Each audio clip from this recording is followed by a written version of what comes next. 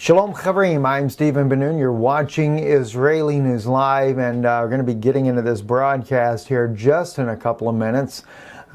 Wanted to just speak to you guys for a moment, and I trust everything was a blessing from Friday night's live broadcast. And of course, we weren't able to air Sunday, of course, nor Saturday. We were involved in the conference, and of course the information that we were sharing was very private information that cannot go out public as of yet.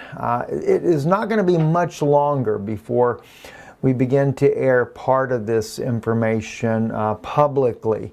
My own information with the government will be airing on Patreon to start with, and we'll see how it goes, and then possibly Israeli News Live as well. It's going to be a blitz, though, pretty much across the world. It will be more than likely on national news as well when that comes out.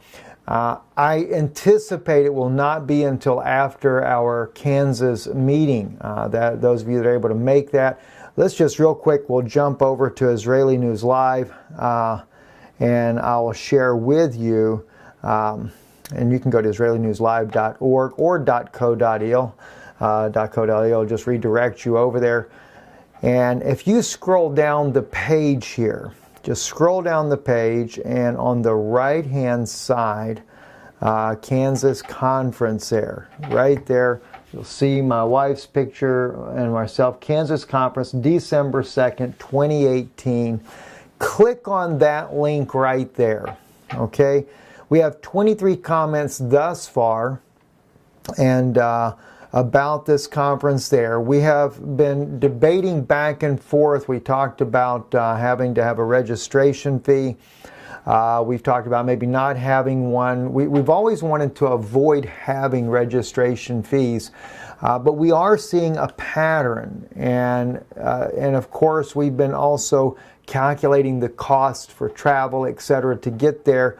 And especially with Kansas, it's going to be quite a bit. Well, it's expensive every time we have to travel. On the situation in Nashville, we ended up we were able to fly up, but we couldn't get a flight out, so we ended up having to rent a car and drive back. So that's what caused us not being able to get on here Sunday with you guys and update you on what was going on. But one thing we are seeing consistent in the conference is that we will get the registrations and nearly completely book the facility. And luckily, the Nashville conference was hosted by Brother Mark, Sister Susan there at the Hunters Point Celebration Center, and a wonderful, wonderful time we had. Wonderful people there, those that came in from out of town, as well as the congregation at Hunters Point Celebration, and the volunteers, the musicians. You guys got to see part of that Friday night because we just ran it live from wherever we were able to start at. And I just really want to thank Brother Mark and Sister Susan for hosting us there, and all the congregation there. It's such a lovely, lovely little community there. That was in Lebanon, Tennessee, by the way. And let me just encourage you, if you live in that area, and nobody asked me to do stuff like this. I'm just saying it because, you know, I really enjoyed the meeting Brother Mark and his wife, and I really enjoyed seeing the solidness of him as a minister, and his wife as she leads the worship service there. And what a beautiful congregation this is, and the people are just lovely. If you guys live anywhere near Lebanon, Tennessee, if you're even in Nashville, you're on the eastern side of Nashville, whatever, I think it's worth going by and checking this place out here, checking the congregation out there. Very lovely people there, and I think it might be a blessing for you. So if you don't have a home, a place of fellowship, and you want to go fellowship with believers, I think that might be something you might enjoy. And like I said, Brother Mark has no idea I would say this, and I wasn't intending on saying it. Something just on my heart, I just figured I'd share with you, because it's rare to ever find good, solid people. And but at any rate there, going back to the Kansas meeting, we're seeing that about 1/3 of the people that will register do not come. And even in the case of Kansas, everything, when you book a facility, and of course you have your travel expense, etc., if the people don't come, then we end up having to pay a higher fee for what we've reserved, and we can't change that once that's already happened. So it becomes quite costly at that point there. And so what we've looked at in trying to be reasonable about this is that we're going to have to do a $25 registration fee. That's going to be non-refundable. That way those that register, we know they're serious, they're definitely coming. I will get with my web guy that works on our website here, and he said that he can set it up on our website where you can just go in there, you can register. That's $25 for adults, and if for some reason, let's say you're coming in a large group or something like that, we'll offer a discount for that. We'll figure out how to do that there. If it's children, it'll only be $10 for children, but of course anybody under 6 years old, there's no charge at all. It's mainly because we're dealing with space, how much space we have to take up. So that's why we're looking at that. And we don't see a lot of children coming in the meetings, and I'm not opposed to that by no means, but I realize people are wanting to really focus on what's being shared in this meeting here. And I'm going to be talking to the people up there in Kansas as far as the facility. We may turn this into a 2-day conference. Even with Brother Mark, my wife, and speaking there, we were 2 days, but we were only an evening and then a full day. There's so much information to be shared, it's nearly impossible to get it all in. So we may end up turning that into a 2-day conference in Kansas as well. It's December the 2nd, so we still have time to make those plans. And I do apologize that we can't make this refundable, but the issue is if we book the rooms, or not rooms, but we book the facility, we have to make sure that we have everything taken care of. We will have available, though, as well, there will be coffee, there will be water, tea, things like that. And I'll see if there's anything else we can do to make it a little bit simpler for you. So if you're there, we'll be able to stay there, and we'll just kind of play that out by ear, how that works at the facility. We've got some precious friends up there that live in that area that are working with us on this. So we'll find out a little bit more about it over the next couple of weeks here, and we'll fine-tune how this will be. So I don't want to waste much more time with that. I just wanted to share this information with you. I apologize. I did not know my phone was on. But at any rate there,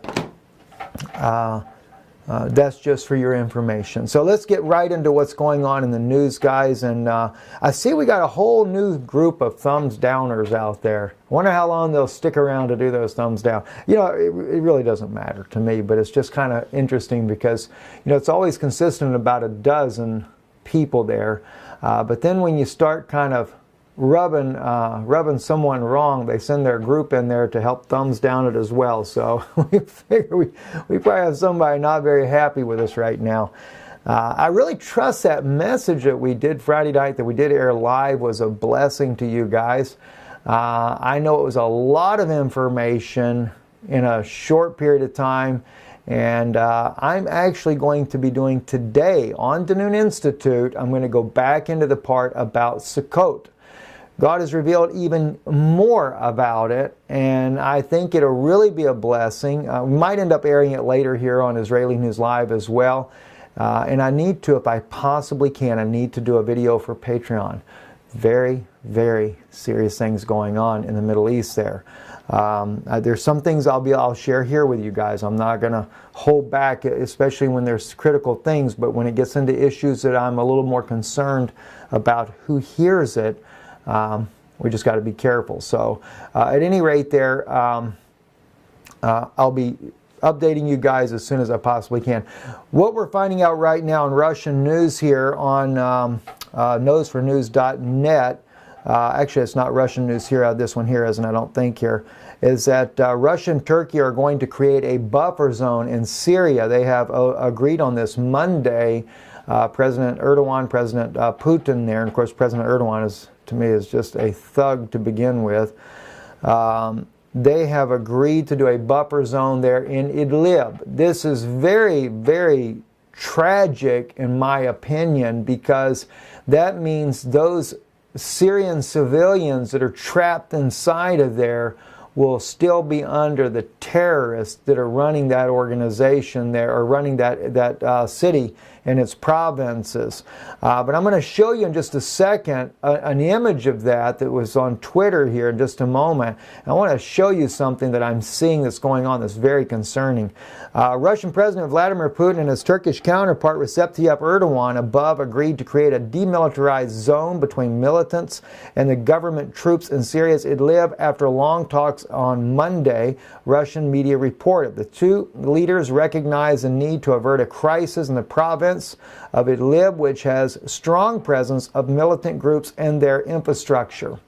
To defuse the situation, they agreed to create a 15 to 20 kilometer wide demilitarized zone between the government troops and militants before October the 15th, after the full withdrawal of hardline militants, including the Jabhat al-Nusra Front. The area. All heavy weaponry, including tanks and artillery, will be withdrawn from the zone before the October 10th, Putin said. Now, if it really happens that way, that would be good. But what's bothering to me is there's no mention of Al-Qaeda, no mention about all those little small groups that are part of Al-Qaeda, al-Nusra. So that's still a little bit concerning. But yet, will this stave off a military intervention by the United States and their allies? Maybe, but maybe not. And I'm telling you, it's not looking good at all. Give you an idea of what that zone would look like. Here it is here on the screen for you now. Of course, you have the little city of Idlib right here. This is where those refugee camps are, is on the Turkish border up in this area here. But a buffer zone, they should have just given a little buffer zone along the Turkish border and allow them to retreat into that little area there and let these citizens be rescued in here. But it's not going to be that way. Now they're going to make a buffer zone here so that the forces of Syria cannot recapture this province here. But here's what I wanted you to notice that was really concerning to me. All right, this is the Idlib province, just this area here. Why then, because see, it's no buffer zone here. Notice that green area. They still go in there. There's a space in between that and Aleppo here. This is clearly beginning to define what we had heard about before, that Ben Gurion, the former Prime Minister of Israel, the first Prime Minister of Israel, it spoke about how that Syria would be divided in the future between Turkey and Israel. They would be defeated in a war, and the lands would be divided between the Turkish government and Syria. Is this what we're seeing? Is it slowly but surely Turkey is broadening their borders, Russia and Turkey in their buffer zone, Russia to keep the Syrians out, the Turks to keep the jihadists in their place, which is a laughing stock because Turkey is known to do nothing but fund terrorists. So it's just really, really disturbing to me. We also have, too, in Russian news called, Syrian news, that is, I apologize, that is showing inside this was in the Russian language. Oh, wow, the video unavailable. Let me see if we can reboot this. I don't want to lose this, guys. This is very, very, very important. They were able to get some video footage from inside this militant groups here, the white helmets there. They were meeting and they were planning their... One second here. They were planning the video and everything of the militants, of the false flag attack that would be carried out inside of Idlib to justify U.S. and Allied force intervention, okay? Now they're showing you the communique, and then they're going to show you, which I can't read Arabic, but they're going to show you as well, where a person with a secret camera is filming, or he's recording enough to where you can see those people that are involved in the room discussing it. And what they're doing is they're discussing that they can't make any mistakes in this video footage. They're talking about the need to be as accurate as possible. The people on the ground can't be moving. You have to appear as if you're dead. This is what Russia is talking about when they say they had evidence that they're staging this whole scenario that's going on there. So it's very troubling. And so you can actually, if I turn the volume up on this, anybody that speaks Arabic, see, look there, he's showing how you're supposed to do, shaking on the ground, flopping around, practicing it for staged purposes. I mean, let me play that for you guys again. All right, back it up. See, there he is on the ground. All right, now you got to keep in mind, whoever's doing it is trying to do it to where nobody can see he's got a camera, or maybe he's got his phone in his hand and he just acts like he's carrying it around and not doing anything. But the guy here, there's his head, his body is going that way, so the guy's kind of like got the phone upside down. And what they're doing is they're showing, how do you have to act? I back it up a little bit further. He's just now sitting down on the ground there. You see his hand here. And he's going to show you, and they're teaching them how to act like you have the sarin gas. So watch what he does. He lays down. He starts to shaking, his arms, his feet, his hands. They're showing, he covers up the camera for a second. He's putting the mask on him and stuff. And they're discussing what to do. All right? Now listen, this is serious, friends. I mean, Russia said they had that information. Western media is not going to show you this.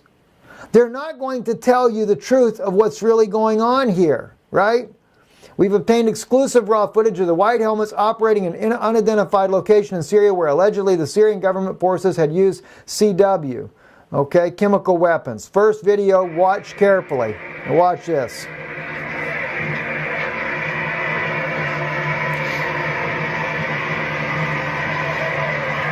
All right, now watch what he says. Well, gosh, I didn't mean for that to get in the way.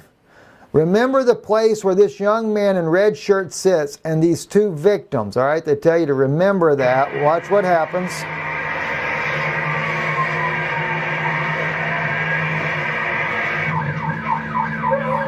The man in the checkered shirt is what it should say. And this woman with a little girl. All right, let me back up where we can see the little girl.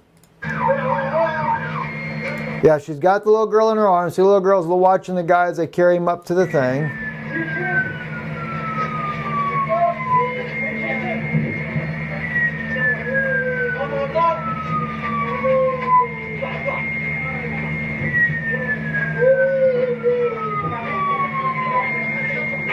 And you can see the guy with the white helmet shirt on the back, right? So make sure you guys see this right there. See? There he is, his white helmet thing there. So whoever is filming this indiscriminately here is trying to make sure they don't see they got a camera on it, but they're actually filming this for the Western media. Let's watch what happens here. Again, throw another guy on the gurney.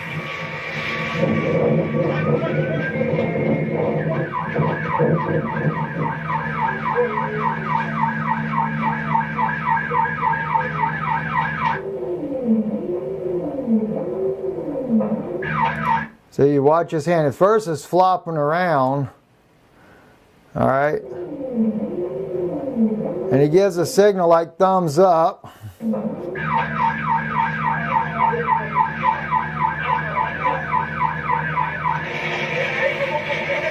Now they watch the right upper corner. Okay? No smoke, they said.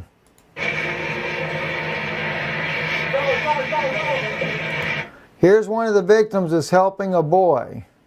All right? He was already a victim, see? See what they're showing you right there on the... Oh, I'm pointing the wrong screen. See, he was originally the guy laying on the ground that was being decontaminated. Now he's over here helping another victim when he was supposed to be the victim originally.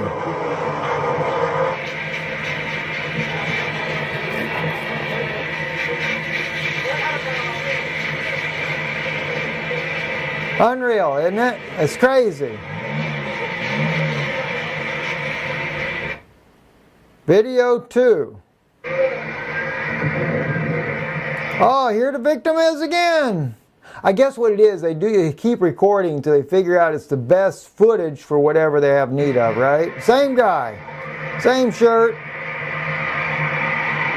There's that guy in the red shirt again. Wow.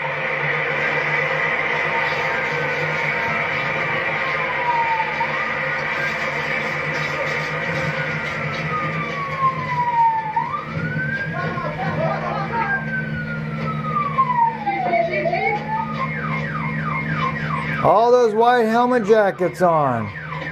I think it's the same ambulance every time as well. A victim touches a shirt in the ambulance. Alright? See, they're catching all the mistakes they're making. The guy's arms are all flopping around like no big deal. But, oh, he pulls his shirt down. Doesn't want his belly button showing, I guess. Let's look at that one again. That's pretty good. Here he goes, ready, and pull your shirt down. Oh, really nice. Do it in slow motion. Yeah, put it down. Yeah, you're supposed to be dying, buddy. The man and his check shirt now open, lying on the other side on the road. Same guy, different position. Shirt unbuttoned this time around. And there he was on the ground. Sorry, I'm still pointing on there. There he was on the ground earlier being hosed off on the ground. All right? Okay, so now it's a different situation.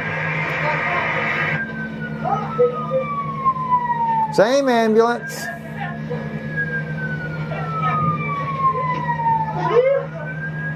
At least they're smart enough to make sure you don't see the tag.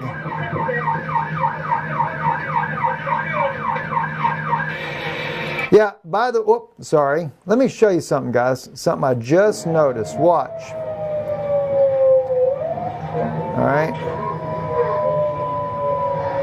I want you to see something I picked up on right when they closed the van door. And a woman with a little girl again, now from the other side of the ambulance. That's what we saw a little earlier. She's on the right side of the ambulance the first time they brought Daddy into the ambulance. Unreal. Now watch, you're going to close the door. This is what gets interesting.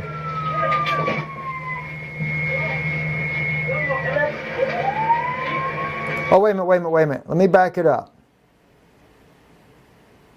I got to find it again where they did it at. Let me see. Maybe, yes, it must be right here. Watch this here. Remember, because here's what's funny. I just said they don't let you see what the tag is on the vehicle, because then you'd be able to identify it. But watch what they made the mistake of on this one too.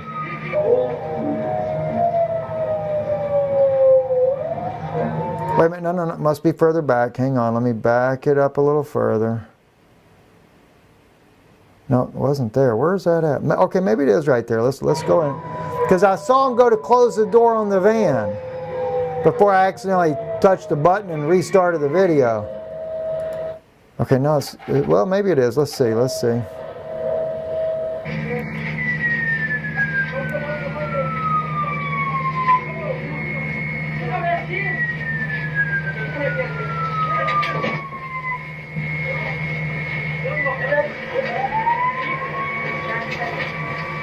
Got to get it at the right point. I apologize, guys, but I want you to be able to see it because I saw it. Yeah, he keeps lifting up his hands. He died and then he has to shake again, right? I apologize we keep going this long, guys, but there it is, right there. There it is. Look at there. No tag. Wonder why. Unless they got the tag on the bumper down there welded or something, but again, that's so that you can't identify it's the same vehicle being used on every single victim. You know, the whole point is they're staging all this. And the Western media, they're just telling us a bunch of lies. And that's what's troubling to me. All lies, lies. All right, another big issue going on. This is on Syrian media, Nida. -sy.com. By the way, the U.S. has a blackout on their media. You can't see it pretty much anywhere in the United States. I'm able to pick it up through some little things that I know about that allows me to get into Syrian media. Data on the brink of an explosion and tensions between Syrian regime forces versus the Sabab al-Sunna faction. This is some photograph here where they're shooting at each other. So it's not a good situation. Data witnessed a state of tension between the forces of the Syrian regime and Shabab al-Sunna faction led by Ahmed al-Awad, base in the city of Basra al-Sham. According to the special sources have told Nida Syria that the Assad forces deployed elements and installed barriers in the areas of the faction and influenced those to become a part of the Russian-backed 5th Corps near the city of Basra al-Sham, east of Dada. The sources added that Ahmad al-Awada gave orders to his faction members in order to remove the barriers of the Assad forces by the force arms, indicating the great congestion and state of boiling between the parties there. So, more unrest, only on a different front. Not good for the Syrian government trying to bring this war to an end and finish it up. And of course, there you have right here, Dada is down in this area here, so it's just over here, I think to the east of Dada is what they're talking about, close to the Jordanian border. And it doesn't end there. Another issue going on right now as well. RT is reporting that the French army in Deir ez-Zor, photos shown by media raises question about France's role in the Syrian war. It's beginning to look like France is getting more ready for combat than just being there as an observer and seeing what's going on there. And says a French military vehicle spotted on a photo taken in Deir ez-Zor province has led to questions about the extent of Paris's involvement in the Syrian conflict. The image was reportedly shared by U.S. military on social media. The vehicle in question is wheeled armored personnel carrier equipped with a turret which resembles the French Army's Aravis infantry mobility vehicle. It can be seen in the background of the photo, which purportedly shows U.S. troops lending support to the Syrian armed groups fighting Islamic State in eastern province. And, well, you just know how that goes. It's not going to stop. And that's the type of information we're being given as well from our own sources that we have on the ground in the region there.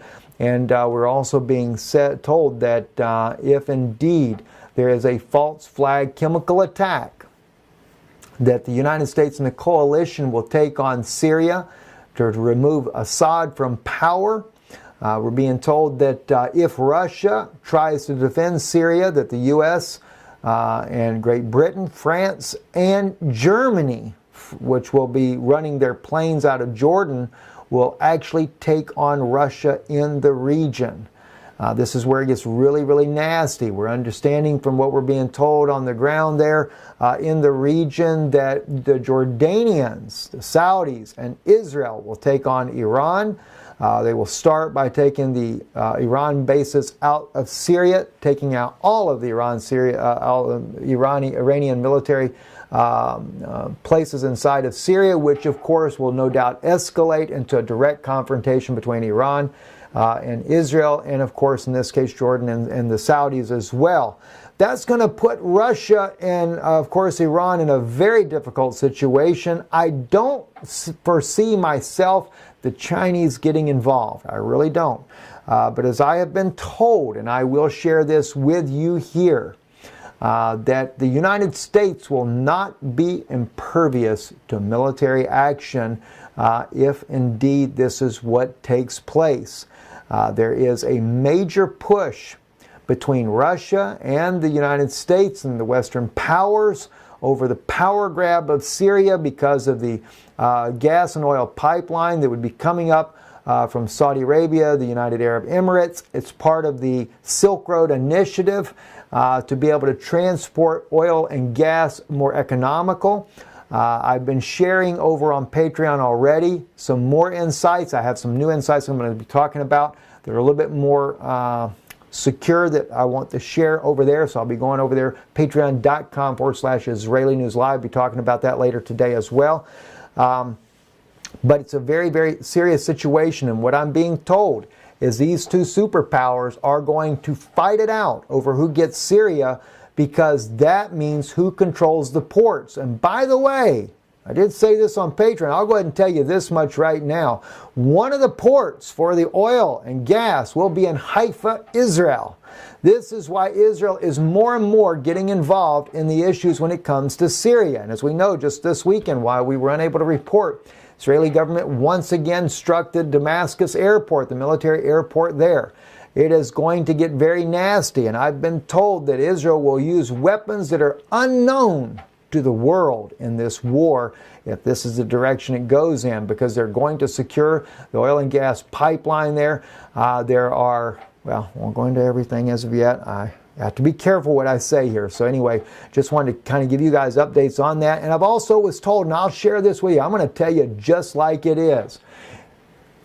If we end up seeing nuclear bombs dropping in this country here, the United States of America, the very country I was born in, my home country, your home country, for many of you that are watching, stay away from FEMA camps.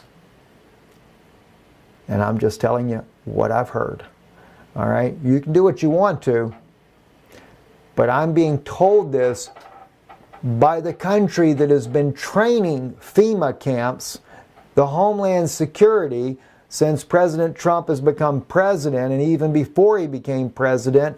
We have been engaging with training by Israeli troops, forces, intelligence officers, Shin Bet, Mossad, and other military agents have been training FEMA camp personnel, Homeland Security. Just kind of reflect back what happened during the neo-Nazi times of the concentration camps, and maybe that might give you some clue as to why I was told, whatever you do, do not go anywhere near them. Have a backpack ready. Be ready to be mobile. This isn't even about living in a bunker or staying in your house and having hordes of food. We'll stop at that, guys. Let's finish up the news here, guys. Another major issue going on right here. This is on Russian media as well. As you can see here, these are Ukrainian military boats. The U.S. has been helping the Ukrainian Navy as well as their Air Force, and they have started to put together a naval fleet in the Sea of Azov. Now that's a little bit of an awkward situation to see that, because as Russia points out, the sea here of Azov is very shallow. No more than the deepest place is 14 meters deep. It's nothing for any kind of sizable naval fleet. Submarines can't operate there. Neither can large ships. But nonetheless, they're operating there anyway.